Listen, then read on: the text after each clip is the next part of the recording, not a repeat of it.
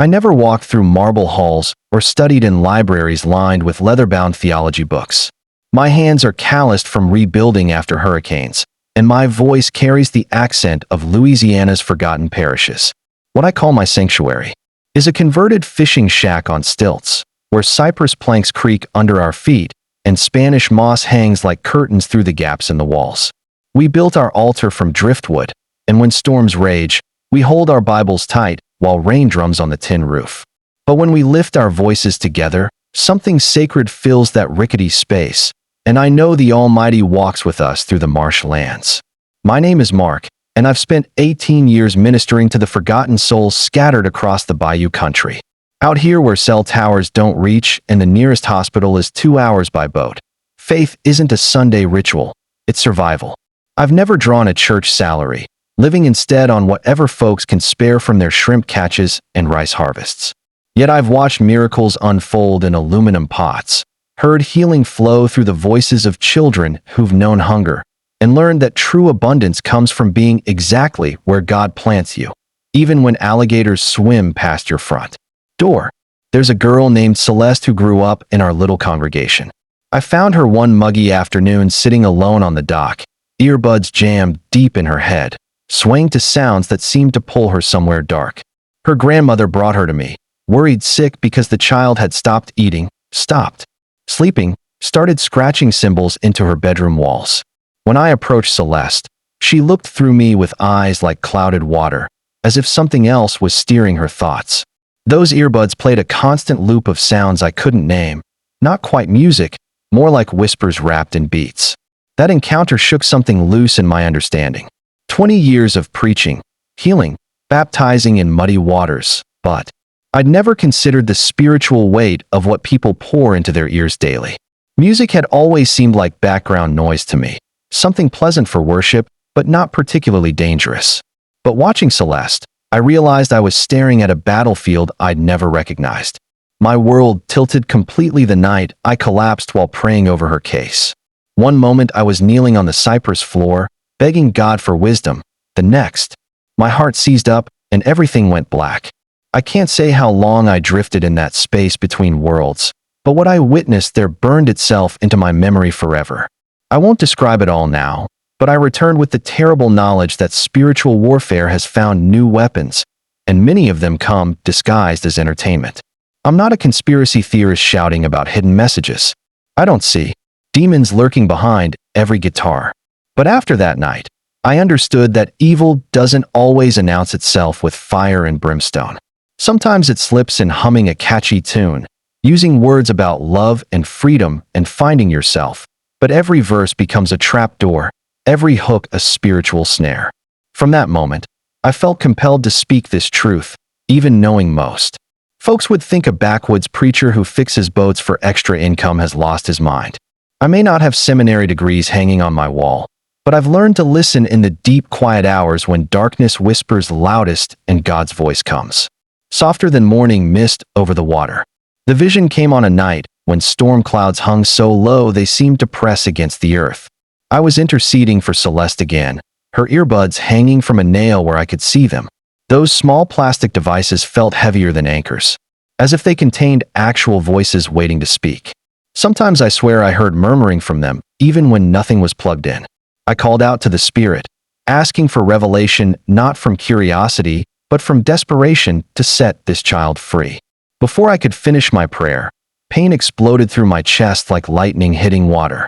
I fell backward and suddenly found myself somewhere impossible, a concert hall that stretched endlessly in all directions, its stage floating in complete void. The audience filled countless seats, all applauding in perfect mechanical unison, but their faces were blank masks with empty eye holes. On the floating stage, a young performer moved to thunderous music that I felt in my bones rather than heard. The sound waves hit like physical blows, carrying no words but radiating raw power that bypassed the mind and struck the soul directly. Around the stage danced tall, shadowy figures with human faces but eyes like black holes. They carried burning contracts, and every time the performer sang a new line, these papers flew into the crowd and embedded themselves in audience members' chests. Each person collapsed, and was immediately replaced by another identical figure, continuing the endless applause. A figure approached me, walking on air as if it were solid ground. He dressed like a music executive, expensive suit, confident, smile sharp as broken glass. He stopped close enough that I could see my reflection in his perfectly polished shoes and spoke with the voice of someone accustomed to owning whatever he wanted. "Mark, you could have all this. A cathedral instead of a shack, thousands hanging on your every word, music that moves nations. Forget those dozen swamp dwellers you preach to. Join us. We'll write your sermons, arrange your songs, make you a voice that shapes the world. Just stop talking about what you've seen tonight." I tried to respond, to resist, to pray, but my voice had vanished completely. My knees weakened as that glittering stage began pulling me forward like a magnet. The lights promised rest from struggle, respect instead of ridicule, influence instead of irrelevance. But just as I felt myself surrendering, a sound cut through. The spiritual darkness. A child's voice singing an old hymn I remembered from childhood. Simple, pure, untrained but filled with genuine faith. "This little light of mine, I'm gonna let it shine." That innocent melody shattered every other frequency. The shadow creatures screamed and dissolved. The executive vanished in smoke. The floating stage crumbled as I was pulled upward by invisible hands back to consciousness. I awoke on my wooden floor, soaked in sweat, chest burning, with Celeste sleeping peacefully in the corner and her earbuds silent on the ground. But I knew everything had changed. I'd seen the spiritual mechanics behind much of modern music, touched the cursed technology that binds souls through sound, and understood that from now on, every song would carry eternal weight in my awareness. After that night, sound became a minefield. Every melody drifting from passing boats, every rhythm pulsing from teenagers' phones, every commercial jingle triggered spiritual reactions in me. I began fasting for days at a time, seeking discernment to distinguish between harmless entertainment and spiritual warfare disguised as art. A young mother named Rochelle came to me desperate about her 10-year-old son who'd started speaking in voices after becoming obsessed with a particular rapper. The boy wasn't sleeping, had covered his walls with dark drawings, and when his mother tried talking to him, he'd respond with phrases that seemed to come from someone else entirely. His notebook contained sentences that chilled my blood. "They understand me better than anyone. They're teaching me who I really am. Soon I'll be strong enough." I visited their house and immediately felt oppressive heaviness in the child's bedroom. Posters covered every wall showing distorted faces with eyes that seemed to track movement. A small speaker played the same hypnotic beat endlessly. No profanity, no obvious darkness, just repeated mantras. "You're different. You're powerful. Take what's yours. Trust no one but yourself." This language of self-empowerment was actually spiritual rebellion packaged as personal growth. When I turned off the music and began praying silently, the speaker turned itself back on. The boy climbed out of bed still half asleep and began moving in unnatural, jerky motions like a marionette. Then he screamed in a voice too old for his body. "You can't have him back. He belongs to us now." I'd encountered demonic manifestation before, but this showed me something new. Music can function as a portal, and once opened, you lose control over what enters.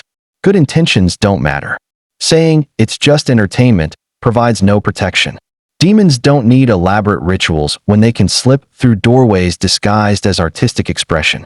I started collecting similar stories. Teenagers who began self-harming after downloading certain playlists, young adults who reported feeling different after attending specific concerts, a former sound engineer who told me, when we mixed certain frequencies, I heard voices. Not audibly, but inside my thoughts. It was like the music itself was summoning something. I'm not condemning all modern music. Beautiful, pure, inspired songs still exist. But the majority of what floods through earbuds and speakers today contains poison wrapped in emotional manipulation. The tragedy is that listeners defend this content as part of their identity, opening doors willingly that should remain sealed forever. This is why I insist music is both weapon and medicine, depending on its source and wielder. When song rises from hearts devoted to Christ, it transcends mere sound to become spiritual warfare, divine healing, holy fire. Those who dismiss simple melodies have never seen angels kneel for an off-key voice raised in genuine worship.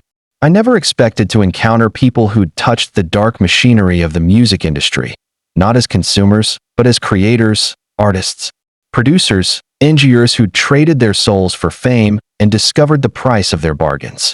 When I speak of spiritual contracts, I don't mean only dramatic midnight rituals with blood signatures. I mean the slow seduction of whispered promises, the gradual exchange of integrity for influence, voices offering everything in return for everything. I clearly remember meeting Jerome, a former record producer who'd worked with some of the South's biggest stars. He came to me broken in body and spirit, eyes like fog-covered windows hiding things seen but never spoken. We met in an abandoned church where he'd been seeking refuge after his career imploded. As we prayed together, his story poured out between sobs, each sentence like breaking chains. Every hit we produced, he said, was engineered for maximum psychological impact. We studied brainwave patterns, subliminal programming, frequency manipulation. One artist told us his songs came through dreams.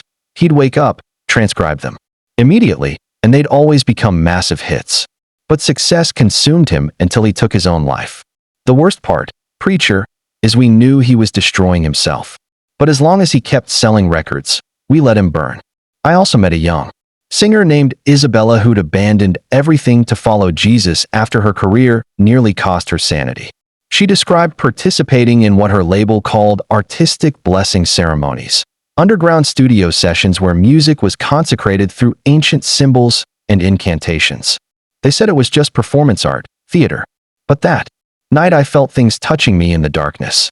When I performed afterward, something else controlled my voice. I'd lost myself completely. These testimonies confirmed my visions. Artists weren't chosen only for talent, but for spiritual vulnerability. They were seduced with fame, money, and pleasure, but behind the glamorous facade was emptiness. And something always waited to fill that void. Not every music executive knows what they're trafficking, but those controlling the major currents understand perfectly. In one prayer vision, I saw an ivory tower filled with instruments, an empty throne at its center, figures in expensive suits with serpent eyes signing golden contracts with bone pens. Each contract bore a young person's name, and when they signed, shadows emerged from the walls to inhabit their bodies. I woke understanding that not all musical talent is heavenly gift. Some is bait. Some carries invisible chains. Since then, whenever young people tell me they want musical fame, I tremble and pray that before they chase spotlights, they learn to sing for God alone in empty rooms. Because if your voice isn't consecrated first, someone somewhere is already planning to use it. This part breaks my heart most because the betrayal came not from the world. I expected corruption there, but from those claiming Christ's name. I'd always believed the church should be refuge, that worship music served to uplift, heal, connect heaven and earth. But I discovered through tears that even sacred spaces aren't immune to infiltration. If church music doesn't flow from broken hearts, if it hasn't passed through crucifixion fire, if it's not soaked in prayer and fasting and submission, then it's not worship, it's spiritual entertainment. I condemn nobody but warn because I've wept in silence after services where everyone else celebrated, knowing that not everything shining comes from God. Lucifer was heaven's most brilliant angel, and music was his specialty. After months of inner warfare, sleepless nights, and visions that still burn in memory, I felt the Lord bringing me to surrender. Not the comfortable kind, but the most difficult surrender of heart. The kind that makes you release everything you thought you knew. Kneel not from desperation, but from understanding that you can carry nothing alone. That evening, praying alone in my cypress shack where everything began, wind howling outside but deeper silence within, I began singing. Not by choice but necessity. Not with technique, but with soul. A wordless song, broken sound becoming prayer. In that raw, naked moment, I felt presence enter the room. Invisible but unmistakable, like a mantle descending on my shoulders, sweetness so intense I wept without knowing why. Every note flowing from me seemed to originate from a higher place. I wasn't singing anymore. The Spirit was using my voice. As I sang, I saw with spiritual eyes a multitude of young people scattered across nations, all with earbuds attached. Some wept, others laughed, many were lost. Over each hovered music, invisible but powerful. Some wore chains, others raised free hands. God revealed clearly, the final battle won't be only theological, it will be musical. A war of sounds. Then, I saw hope, a small group with simple instruments, handmade drums, broken guitars, imperfect voices.